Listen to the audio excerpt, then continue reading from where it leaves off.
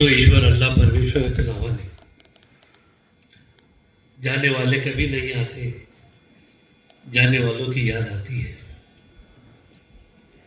हर मनुष्य को मृत्यु अटल है। आज ये गए, कल हमारी बारी। लेकिन हमारा ये मनुष्य स्वभाव होता है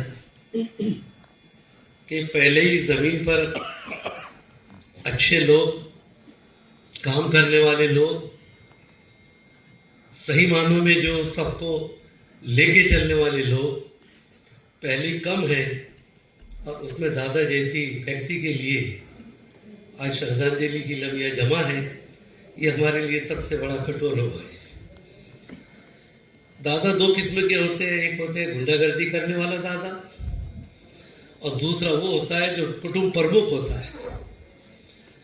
दादा का शुमार मैं उन कुटुंब प्रमुख में करता हूँ जो सभी को लेके चलते हैं, सभी समाज को लेके चलते हैं। मैं जानता हूँ कि महाराष्ट्र के राजकारण में पार्टी के वर्करों को बहुत दुख पहुँचा है, लेकिन जहाँ सबको दुख पहुँचा है वहाँ पर मैं जिस समाज से ताल्लुक़ रखता हूँ तो बहुत ज़्यादा दुख पहुँचा है। मौजूदा हुकूमत में अगर कोई सरकार में रह के असंवैधानिक अगर कोई बात करते थे, दादा कोई परवाह करे बगैर उनको रोकने की कोशिश करते थे। ऐसा आदमी आज हमसे निकल गया है। उन्होंने कभी परवाह नहीं की कि वो सरकार में है, लेकिन सरकार का आदमी अगर कोई संविधान को छोड़ के बात करता है, कोई ऐसी बात करता है जिससे समाज में चैन निर्माण हो, रोकने की ताकत दादा में थी।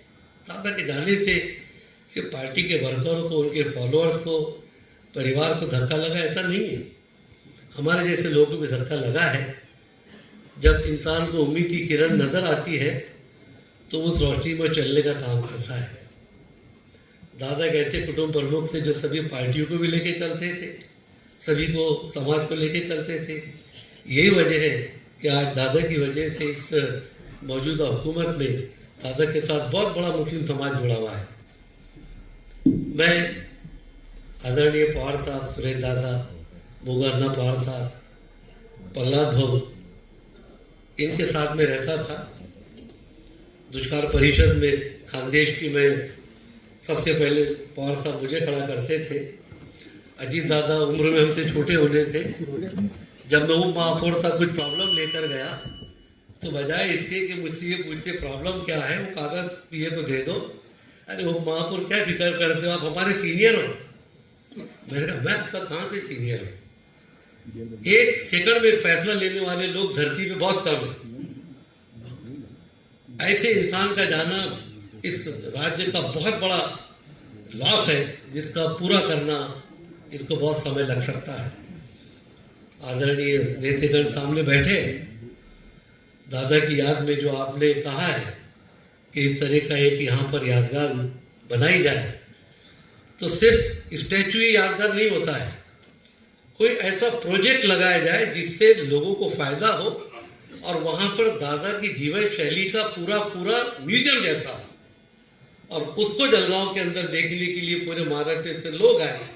अगर ऐसा होता है तो हम उसके लिए आपसे विनती करते हैं कि उसको किया जाए।